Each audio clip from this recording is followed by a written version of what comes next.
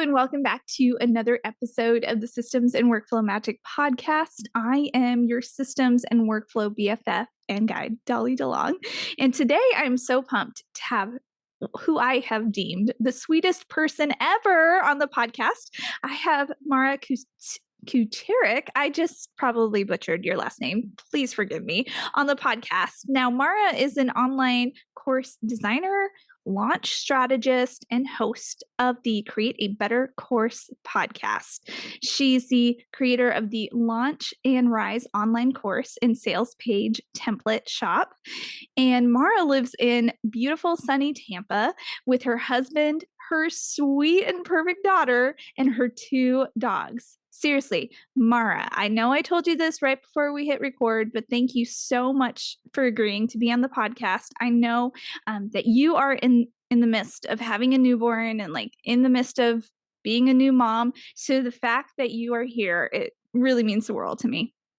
Absolutely. I couldn't say no when Dolly asked and was like, I have these dates available. And I was like, oh, I'm probably going to have a newborn, which I have. She's 20 days old today. So Dolly's not kidding. I'm right in the thick of like newborn sleep exhaustion. But I was like, it'll be good to test my brain, have some business thing to look forward to among all of the diapers and exhaustion and dishes. Babies come with so much dishes, by the way. Yes, it's so crazy. much cleaning. Yeah. Yep. Well, I'm going to make you feel a little better about your brain, and hopefully you will not do this. Yesterday, I was very sleep deprived because of my baby, and I accidentally, when I was making my coffee, put a scoop of his formula in my coffee instead of my collagen. Well, I have already made my coffee and not put a cup underneath. Oh boy. And then there was one day I put a bowl, and I don't really know what I was thinking. So it did catch the coffee. Yes. And I was like, why did I put a cereal bowl there like that? So funny. Oh, the things I did the right motion. Yeah. Put something from the cupboard. It was not the right container though. Oh man. Well, I just appreciate you being on the podcast. And again, like you don't have to worry about having a perfect brain because we're moms. Like we have a lot of things going on in our head. And I know what you're going to share with us on the podcast today. Like, you know, it like the back of your hand. So you have so much knowledge about this. So, I am okay. I'm going to have to like pause right here and get my thoughts in order. Mara, okay, before we begin, just like correct me on your pronunciation of your last name so that everybody can know. Oh, it is so hard, by the way. No one ever gets it right. It's Kucherik. You can thank my husband for giving me the most challenging last name. It actually took me 3 years to change it after we got married. I was like, no one will know how to pronounce this. I can never be successful in business. You can. There's tons of people that have crazy last names, I've realized. But I was scared to death that like, no one will know. And it's actually worked out for me because like Google SEO is amazing when no one else is Mara Kucherik. Yeah. And even if you misspell it, I still come up correctly. So that's awesome. Ooh, that's nice. Okay, here's the question. Where is that name from? Like, so it's Czech. Okay. Yeah, but my husband's family is from all over the place. Gotcha. But sometimes I talk to clients in Europe and they're like, oh, you must be in Europe too. And I'm like, no. Sorry. I'm in America. I am in America where everyone's last names are all over the place. Yeah. Well, I love that fact so much. Okay. Sorry. I was just very curious. I was like, oh, that's because I know you just mentioned before we hit record, you and your husband grew up in Nebraska. And I was like, that is not a normal, not that there is a normal Nebraskan last name, but it's just not. It's not in Nebraska. It's not a Midwest last name. And my last name used to be Davidson, which is... yes, that's very Midwest. Thank you. It's very Midwest. Yeah. My grandparents were farmers. It's easy to pronounce. And now I have a last name that I'm like, I have to explain to everyone. It doesn't follow the I before E rule. But like it's all over the place. Oh, I love it. Well, thank you for correcting me. Because I was like, oh my gosh, I am butchering this and I'm keeping this on the podcast so that you all can laugh at me. But thank you for letting us know.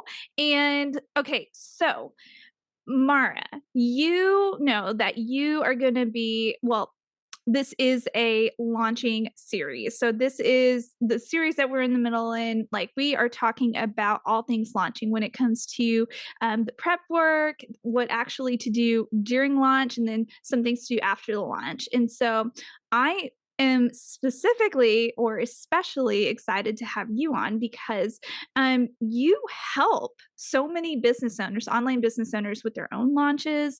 You've done launches yourself. And so, or you just like know all the puzzle pieces that go and especially all the emotions that go into launching. And so when we were brainstorming topics and ideas for your particular episode, you presented the topic of like how to host a profitable webinar or masterclass and or how to get people to show up to your webinar and masterclass. And so I immediately was like, yes, we need to discuss this because these are literal things that so many business owners need help with and need clarification on. And it's not just like you have a class and people will magically appear. Like, you have to do a lot of prep work going into it. And to like take a step back, I wanted to add this for all the listeners and anyone who's watching on YouTube. I want to set the stage that in terms of launching a product or service, like, where do the webinars and the master class lie? I see webinars and master classes as a big hype piece event before your actual cart open date for either your service or your product. In a way, it's like to boost your email list and get people amped up to learn from you, meaning amped up to buy from you, hopefully, and when the cart opens. And it's definitely, I believe, in the pre-launch phase where you, the business owner, are taking the time to map this either webinar or masterclass out. And keep in mind, we're going to be using these terms interchangeably. So that's what I mean. I wanted to use both terms just in case. So, Mara, I'm going to let you take it away from here. Like, how to host. Let's just talk about how to host a profitable webinar or masterclass, especially as it relates to launching. Yes, and I'm so excited about this topic too. I think the week Dolly was pitching me for the upcoming bundle, I had just done like 2 client webinars. And so I was in the thick of like, how do you get people to show up? How do you get them to watch the replay? What do you even make your masterclass about? Which I love that you touched on. Masterclass, webinar, free training. It's all the same thing. Some people are really scared of the word webinar. And so they'll say like masterclass because it can sound a little fancier and a little Or less like, or like workshop or something like that. I was just going to say workshop or free training. I see a lot, or like free class. It's all the same thing, but we're talking about where you teach something to your audience. And I highly recommend you actually teach something. Don't make it like a timeshare pitch where you don't actually provide any value. Some people do that. Yeah. And I think we all have had experiences where we attended a masterclass thinking we were going to learn something, and then we were just sold. That's not what we're talking about on this podcast episode. We're talking about something that really teaches something in your business, whatever your topic is, gives them quick wins. And then at the end, you let them know, hey, I hope this helped you. If you want to work together further, I have this course or this coaching session or whatever. So there should be value there. And it should help boost your sales during the launch because people know that you're an educator now. They can get to know your personality, and it really can help with sales when people actually see you and get to learn from you. So the first thing we should talk about is, how do you know if you should have a masterclass? Okay. Should you even do it in your launch? And the answer isn't always yes. As Dolly said, it can be a huge thing to grow your email list and then also re-engage your current email list, because sometimes people kind of stop listening. If you start sending launch emails, they might not open it. But if you have a free class and you get them to sign up for that, it really does re-engage your audience. So if you have time, I am a big fan of trying out some sort of free training. You can also repurpose it later and use it as an evergreen lead magnet where you just record your class. You can have people opt in, and that can be a huge asset to your business. So I'm usually pro free training, but if it's going to stress you out or it's going to cause you not to launch, you can skip it. That's totally okay. And you can incorporate it in the next launch.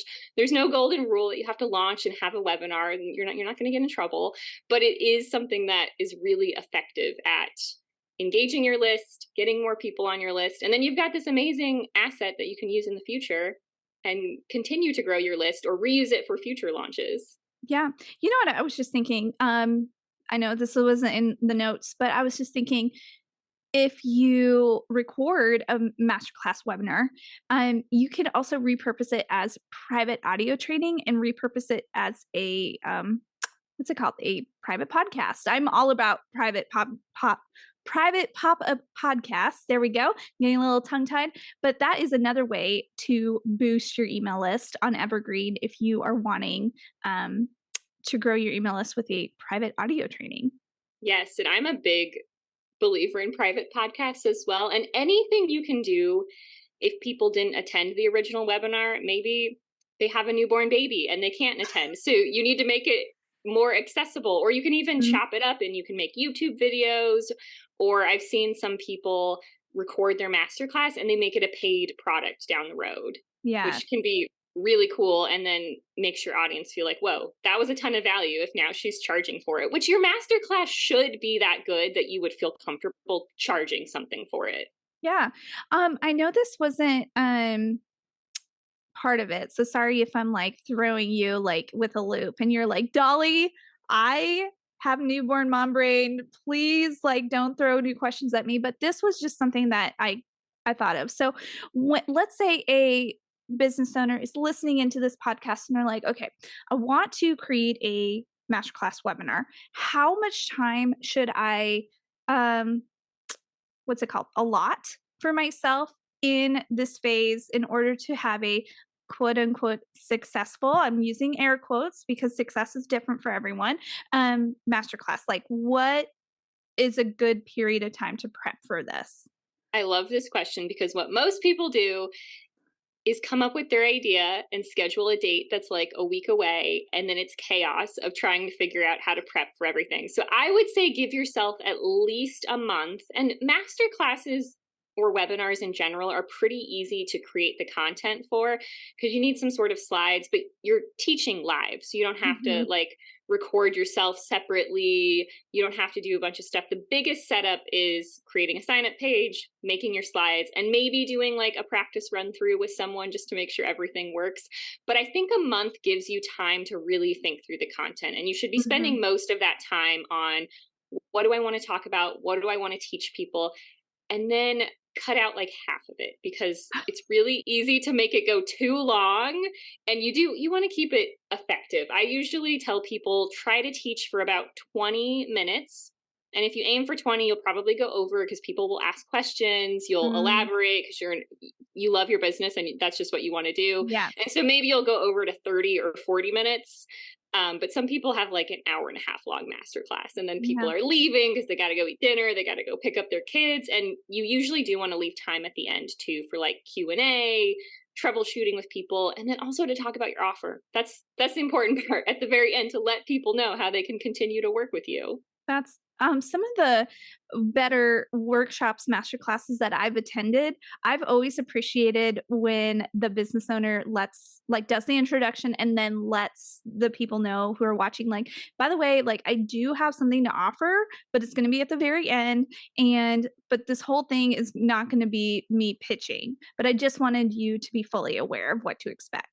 Yes, I love this as well because it just is so authentic and genuine. And then when you do go into the air quotes pitch, which your pitch doesn't have to be like sleazy or gross. Sometimes people think like you have to be a used car salesman on your webinar. You don't have to be at all. You can just be like, hey, I hope this was helpful. Here's how you can continue to work with me. But I do find people really appreciate it when you tell them, hey, I'm so happy you're here. At the very end of this, there is going to be a pitch about my new thing.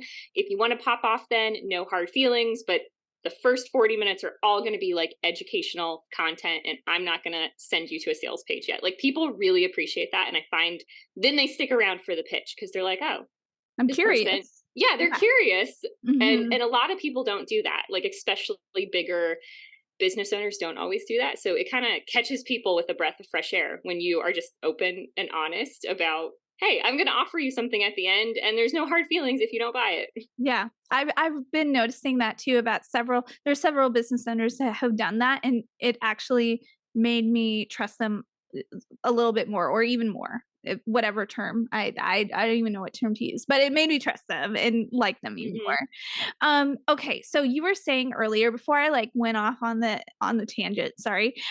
Like webinars are a great way to show your list and your people that you are a great teacher or that you can teach on this certain topic. And it's a great way to grow your list during a launch period. And then you had mentioned that you can repurpose this as an evergreen content. Like, do you mind touching base on like several ways a person can look at this as evergreen? Because like I know the answer to this, but maybe like help my listeners understand like they don't just have to like create an evergreen product for paid purposes. This can also be a lead magnet.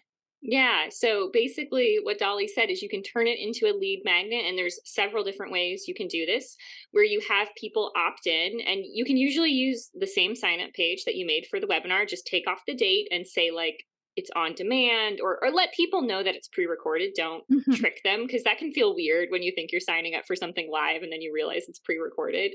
Um, but you can have them sign up and then have a replay page with the whole video. You could also chop it up into maybe a series of 4 videos so that it's a little shorter, and maybe you take out some of the parts where you're talking to like the Zoom chat, since that is not always relevant to someone who's watching it as a replay.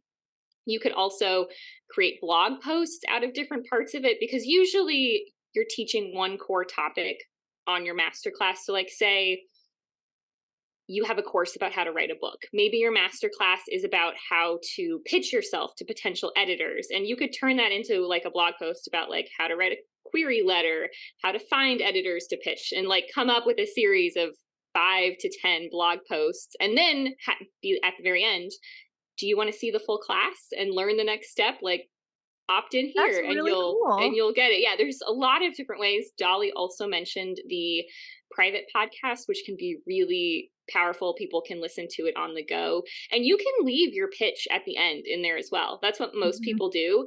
And so it's not just a lead magnet, it also becomes this evergreen sales funnel where people are watching it. You link to the checkout page at the very end, and you start seeing sales pop up in your inbox when you're Yeah. sleeping or doing something, which is so fun when that happens. Yeah. Okay, again, I know this wasn't in the notes, so please forgive me, Mara. Like, can you talk about some like easy tech stacks that a business owner can utilize? Like easy meaning like approachable or that might already be in their arsenal?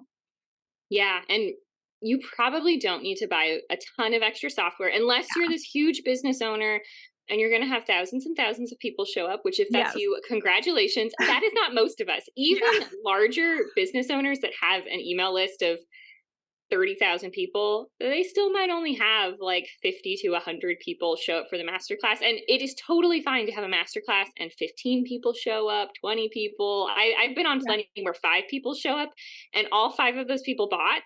And then a bunch of people watch the replay. So don't Yeah. get lost in the numbers. Yeah. But the simplest way, and the thing I always tell people, you can just have a Zoom meeting. You do not even need to have a Zoom webinar, which Zoom will try to charge you a bunch of money for the webinar features. The webinar features like let people raise their hand, and there's a couple other features. You don't need it. Most workshops are honestly just technically Zoom meetings that people made a title for, and then they didn't let the participants like have their video on. So I always recommend Zoom. Is super simple.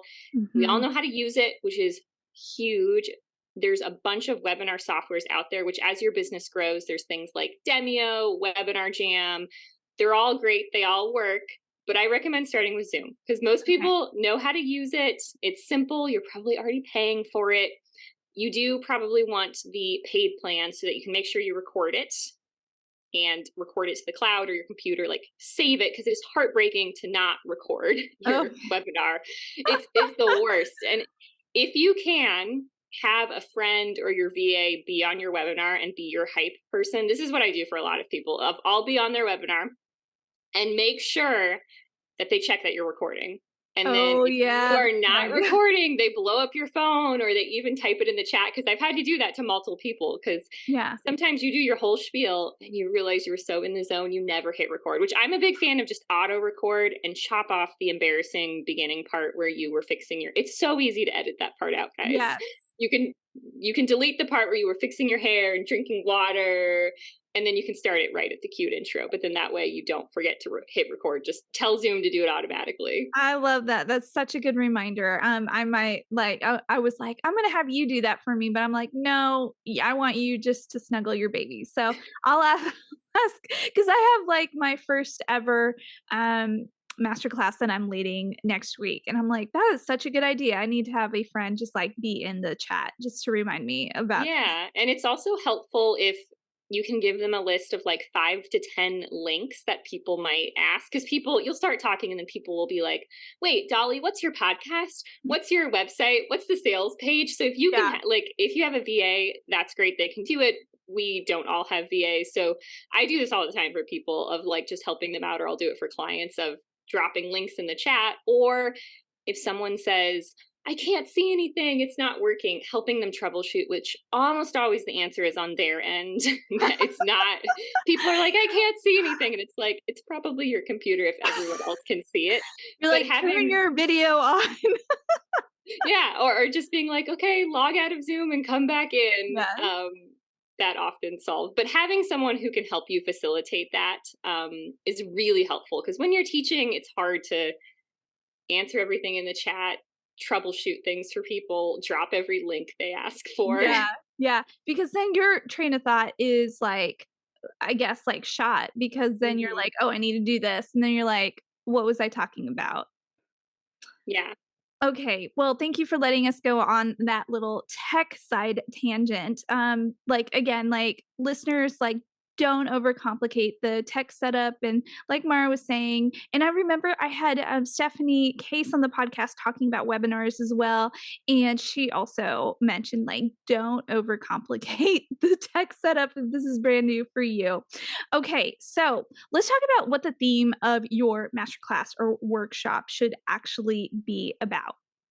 Yes. So it should be something related to your launch. So whatever you're launching, I like to tell people to think of what would be like the very first step that people would need to get started. And if you're stuck on what that is, you can pull your audience and say something like, I teach about systems. What do you need to know about that? Or I would love to create a free class about Dubsado. What would you like to learn for free? So you can pull your audience and have them do the hard work. If you have an online course or a digital product, you can also look at what do you talk about in the very beginning of that product that'll help people get started and kind of snag them. You do want to give them a win. So give them something tangible they can do. Sometimes people do a webinar and it's just like really basic advice that you could have Googled, and then they get to like pitching their thing, and you get through the whole thing and you're like, wait, did I actually learn anything at this? So I'm a big fan of, there should be a win. They should be able to leave and have some sort of homework. Keep it pretty simple. Something else that is interesting is you can accidentally overteach on your masterclass, and then what happens? I'm raising my hand. That's well, guys. I'll be curious if you have experienced this. If you overteach and the information is amazing, but then no one joins your course because you just gave them so much homework to do that why would they have time to join your course? Because you just gave them a checklist of things to do for free. Yeah, they're like, I need to work on this homework first, and then I'll be able to buy. Yes. Totally. Yep. I am guilty. I am the problem. It's me. You guys, I'm the problem. That's me. So many people do. And I do the same thing, by the way. Even after like helping clients do this, I'm always like, okay, we have to scale back. Don't overwhelm people, because then they do get overwhelmed and it gets confusing. And then, like you said, they're like, wait, I can't join the course. I'm not ready. I have to do all of these things before I'm qualified, which is probably not true, but it's really easy to make people feel like they aren't qualified or they're not at the right step yet. So give them a bite-sized thing that after the masterclass, I like to say they could go and do in 15 to 30 minutes. Like their homework should be pretty short. It'll give them a quick win and help them, but it's not so long that it's going to take them months to do. Exactly, exactly. I love that reminder, and I'm just like, "Okay, Dolly, you need to remember to do this as well," because my problem is that I just want to make sure people know that I, like, am bringing in lots of value, and I don't wanna waste their time, and I want them to feel like I don't know. Mostly, I don't want them to feel like I have wasted their time. I want them to be so excited about applying, in my case, systems and workflows to the back end of their business, but I can get so wordy and overstate everything. I always tell people just treat it like you're teaching middle schoolers, which I used to Yes. teach 7th grade English, and middle schoolers have no attention span. Like, you have to do all sorts of crazy things to hold their attention span, and then you do not need to include excess information that they don't need to know. And Yeah. it's funny because I think most entrepreneurs are a little bit like middle schoolers of we have so many It's other things. true. It's really true. It's We all have true. a million passion projects. We're all like the marketing director of our business and the CEO and the copywriter and the podcast edit. Like, we all have all these hats. So just Yes. pretend like your audience are middle schoolers, have a short attention span.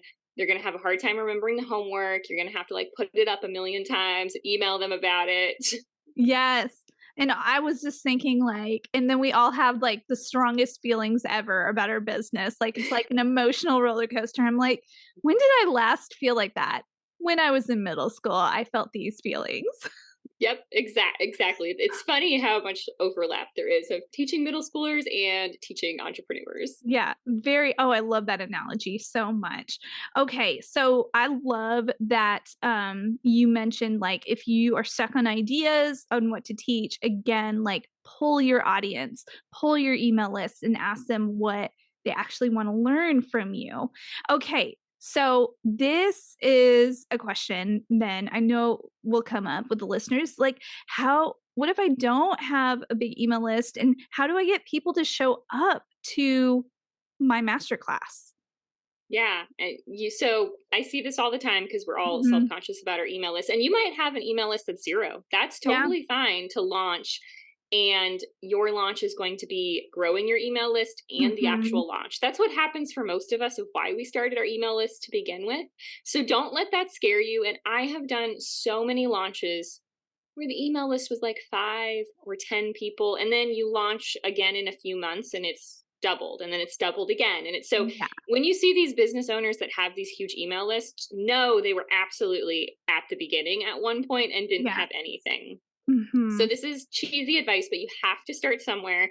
You have to start by talking about your thing. So just put it out there. If you truly don't have like a lot of followers on social media or an email list, you can also like tell business friends, tell whoever you know. Like, it's really kind of basic, but it works. So just share it, and sometimes people will be willing to share it, or they might be like, oh wait, I do need to learn that thing in my business, and Yeah. they didn't realize it. So you have to start somewhere and keep talking about it. A lot of people mention their free class one time and they're like, check, I told everyone. Yeah, you have to have, like, definitely, like, remind people kinda like that middle school mentality, like, remind people over and over and over and over again.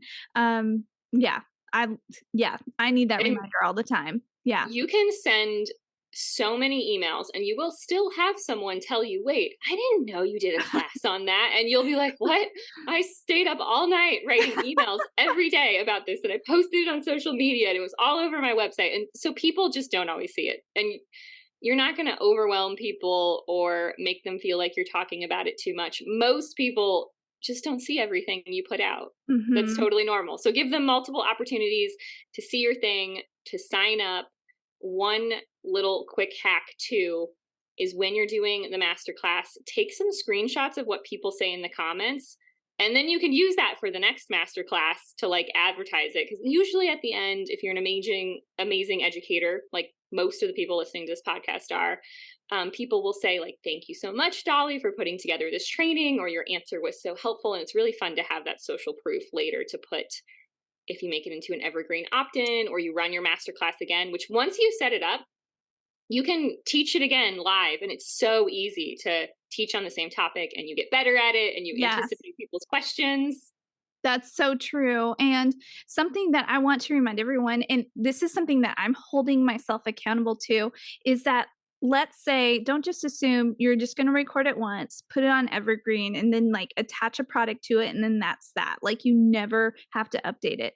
I would say try to, like, update it at least once a year, like, if not, like, assess it like every few months because like you want the content to be fresh and relevant because some of it may change according to like industry standards. So hold yourself accountable. Yeah, and it also feels really good when people opt into something and it's clear this is current. I Yes. think we all have opted into something and we're like, "Whoa, I think this was filmed in 2010 before like phone cameras were a big thing." So, keeping I it love that. fresh and all like sometimes I'll see someone's webinar and they mention like their kid being 1 and I'm like, Yeah. "Their kid is definitely 10 now." Yeah. Your kid Just is 23. Come on. it might be time to re-record your Oh, that is webinar. so funny. Yeah, that's very true. And yeah, that's actually a really good point. If you want to keep things very evergreen as well in your webinar, maybe don't mention things that are current events and happening. That way, like if you're only able to refresh it once a year, like that way it's kind of remaining fresh in a way. I don't Yeah, know it what your can thoughts are on that. no, I agree, and I usually tell people, put all the, like, current event stuff at the beginning so it's easy to Mhm. edit out. Another thing is be careful about saying the price out loud a ton of times. Mm, You can put it yes. on the screen, you can maybe say it once, but I have gone back and had to re-edit so many people's webinars because we changed the price or we changed the bonuses or something about the course changed where then we have to, like, chop off the end and do some fancy editing to keep it up to date. Gotcha. No, that's a really, really good point. Okay, Mara, you have shared so much about the power of like webinars and master classes, especially before launching. Um, do you mind? Okay, do you mind sharing with the audience like any, if off the top of your head, like how well for your from your viewpoint, from your experience working with business owners, like how high converting or like how did the masterclass or webinar help convert into launch week? Does that make sense Mhm. into conversions? Yeah.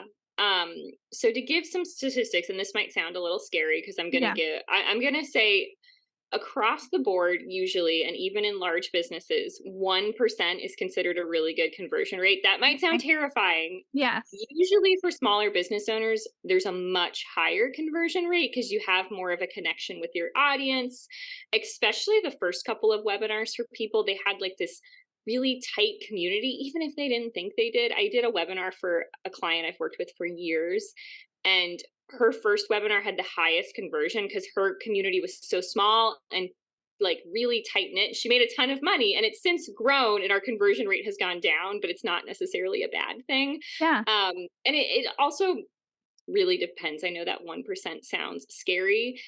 And there's so much that goes into it that you might not see from the beginning. Like sometimes someone attends your webinar, they don't buy on that launch, but they think about you the whole time in between launches. And then the next one, they're ready to buy. Yeah. Um, there's a lot of stuff like that that happens where you're kind of warming up people and you some people are different. Some people can meet someone and buy something from them right away. Some people need to like date you for years before they'll buy Yes. something. And the longer you're in business, the more you see that if someone will buy and you'll be like, wait, they've been on my email list for 5 years. They've clicked the sales page every single time. And then finally, like something about it breaks through Yeah. and they join. And then you'll have other people who signed up for the webinar 5 minutes before it started and they buy your thing. Like Yeah. people are all different. So give them lots of opportunities.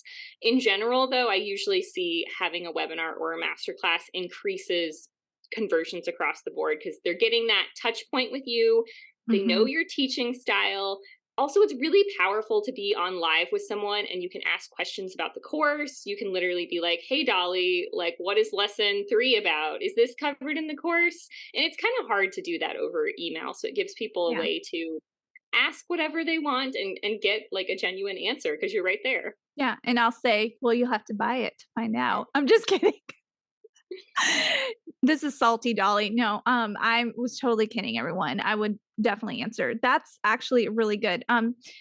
What that kind of makes me think of, do you highly recommend having a Q&A at the end to be successful, or does there have to be a Q&A at the end of a masterclass?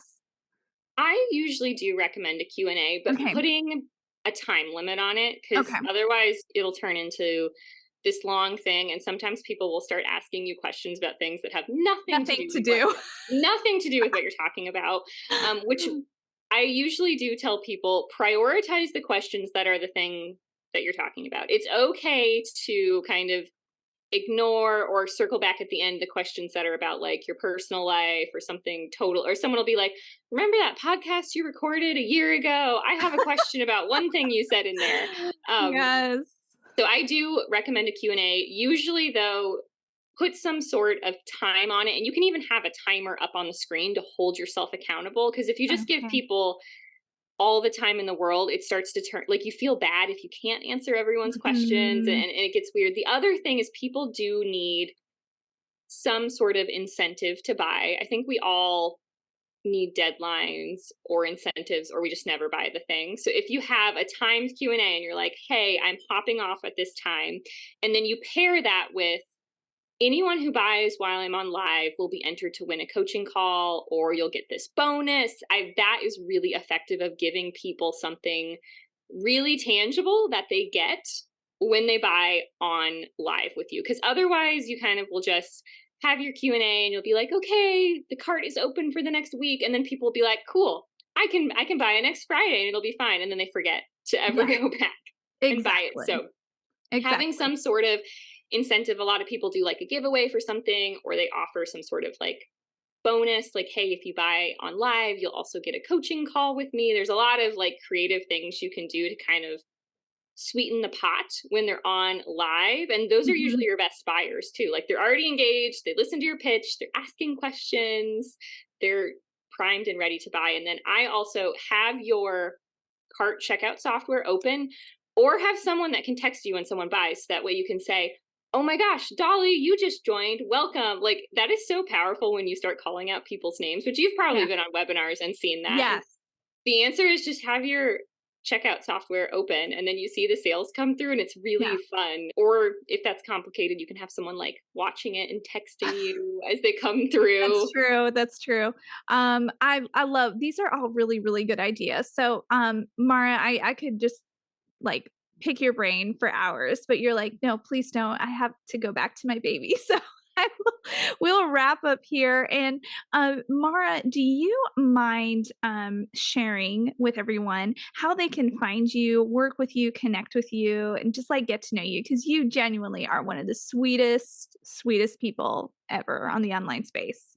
Oh, thank you. Someone once told me I was like a business golden retriever of Oh, being really friendly. And I was like, I love that compliment. That is exactly who I want to be. yes, I'm sure Dolly will put all of the links, I but probably will. the easiest way to find me is search Create a Better Course. That's my podcast, Create a Better Mhm. Course.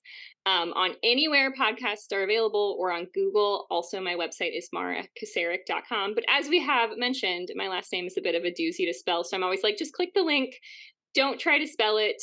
Or you can find me on Instagram as well. I am much more active now that I have a baby, because I am feeding her in the middle of the night, and I'm like, well, I should scroll on Instagram and come up with a post, because that Yes. I can do one-handed. Yes, that's very true. Like, you think, "Oh, I won't have any time on Instagram." You do, at those night feedings are the real deal. So, Yes, I have more time. Like the week after I had my daughter, I got my screen time report, and it was like, yeah. your screen time has gone up 170% this week. And it's because now I'm awake in the middle of the night. You're like, "Stop judging me, screen time."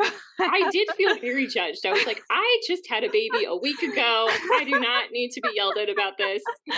I love it, I love it. Well, I okay, I'm gonna share a really random fact with you and everyone else on the podcast and on the YouTube channel, you're gonna see me, but I heard a fact, I don't know the exact statistics, so no one, like, look it up and then, like, yell at me if I get it wrong, but I heard that your brain like, a woman's brain after giving birth, um, is able to, like, soak in more information and learn so much more because just, like, the act of giving birth, like, releases some sort of hormones, and you are like more alert and aware because you're not only keeping the baby alive and like nourishing it, but like you have the ability to learn, even like you want to soak up so much like a sponge. And then like that's why a lot of new moms are like taking these programs or buying courses or in masterminds, cuz and they're like applying it as they like raise their newborn. Have you ever heard that? I hadn't until you told me, and you sent Yes. me a voice memo at Yes. some point during my pregnancy, and it was super Yeah. helpful because when I was pregnant and planning maternity leave, I had a lot of feelings around, like, is this the end of my business? And part of that was because sometimes people literally tell you that you're going to have a baby and not care about your business, which is a weird Yeah. reaction. But I had lots of Yeah. people that are just like, oh, so you're quitting your business, which is not true.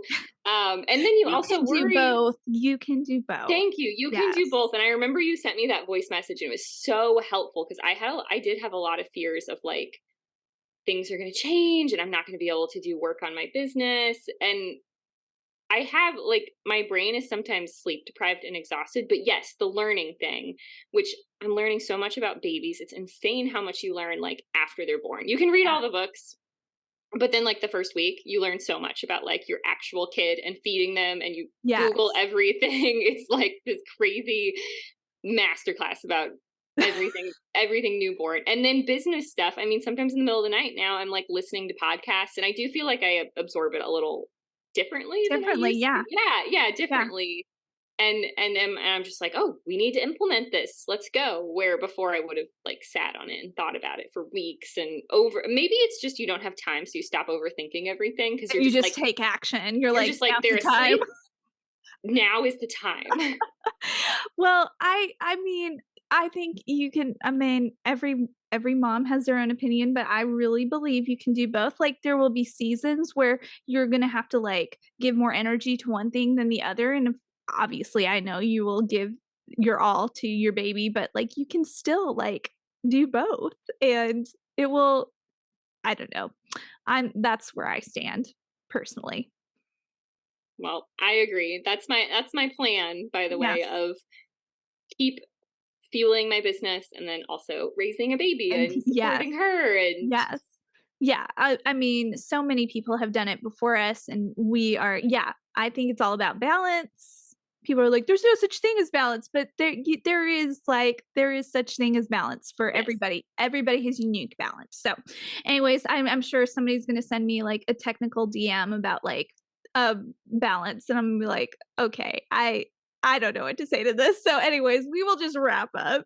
And thank you so much again, Mara, for being on the podcast. And as a little teaser, do you mind sharing with the listeners what you are going to be contributing to the Systems and Workflow Magic Bundle, the launch edition? Because I know you're Yes. giving two things. Yes. So I pitched Dolly a bunch of ideas and she was like, you can do more than one. And I was like, I can. I thought she was going to make me pick. So there's two things. The first is a Thrive Cart template, Mhm. which is like a full sales page template. So in the past, I've had checkout templates that are just the checkout page. This has like all of the good stuff where you can put your refund policy, you can put your story about why you created the course or your product. So that way you don't have to pay for fancy sales page software if you already have ThriveCart. And then the second one is super relevant to this podcast episode we're doing is a course about hosting a masterclass or a webinar. And in there, I talk about picking your topic.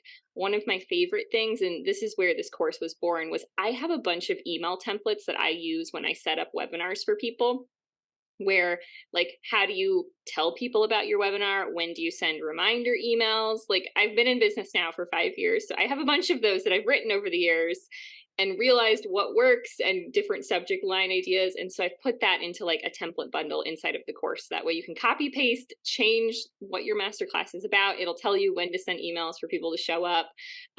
Some ideas for what to send in your replay email, because that is always challenging to get people to watch the replay. And I think it's Yeah. harder than ever in 2023. I've been having a lot of conversations with business owners where they're like, no one watches the replay. Like, well, what do we do? And so I have some ideas for that about how to send out your replay and then encourage people to watch it, because not everyone's going to be able to show up live. So the replay is important. I love it. I'm so excited, Mara. And again, like this bundle, for those of you who are following along the series, is it's going to center all around the different aspects or the puzzle pieces and systems of launching. So, like, we're going to hit up some resources for you to get ready for your pre-launch. So, like, as you're planning out your launch and then the pre-launch phase, everything you need to do in that runway to your launch, and then what to do the week before your launch, and then maybe what to do, things to consider during cart open, and then the steps to take during post launch, because a lot of people forget about that post launch phase and how important it is to read your data, to read your numbers, so that for your next launch, you're going based off of data and not your feelings and your like your gut or just like the emotional roller coaster. So I'm sure people who are listening, they're like, man, Dolly doesn't have any feelings. I do have feelings, okay, guys? But I just want to help us all to like dig into the numbers. All right. So this is going to be an incredible bundle. I still have pinch me moments about who is involved with this bundle, and I'm just so grateful you're a part of this. So thank you. I am so excited. And there's something when I started my business 5 years ago, and I was just getting into like online courses in the launch world. One of the business people I followed, who was like a mentor to me, she told me, when you learn how to launch, you'll always have a way to bring money in your business. And the Mm-hmm. time I was like, what is she talking about? Because like business is stressful. Sometimes like your revenue is all over the place. And that's Oh, one of the yes. things I personally have found very different than when I was a teacher. Of my paycheck is not just like every Set. 2 weeks. Yes. Yeah, yes. I miss But that about my 9 to 5 some days. I'm like, "Oh, yes. man, I miss the, what's it called? The consistency." Just, like, Yes. knowing. Yeah. Yeah, because it can be, and even when you're having great financial months, it is so intimidating to not know what's around the corner. Yeah. But when you do learn to launch, it is kind of like a skill that any other skill. If you learn, you rinse and repeat. And it's really cool because it becomes this thing of, oh, you have a goal in your business of wanting to like go on a vacation or hire someone, you can Yes. launch and help fund your goal. So it's a skill you can learn. And I think people think there's like some launch magic touch or you have to go to like some special school or something. Oh. Nope, you just need like the right resources and to experiment. And I think this bundle is going to be exactly like the right resources for so many Oh, people. well, I'm excited, and I couldn't like, I just have to say, I cannot do this without all the amazing contributors, so thank you. So anyways, thank you everyone for listening to the very end and for joining me and Mara on episode 108. I am very honored that you all either listened or you watched to the very end. So if you found anything of value from this podcast episode, do you mind sharing it with a business friend who also needs help with like the systems and workflows of launching, especially when they're planning out their masterclass or webinar? So that would mean the world to me. So until then, have an extremely streamlined and magical week. You amazing muggle, you. I will talk to you next week with a brand new episode. Bye.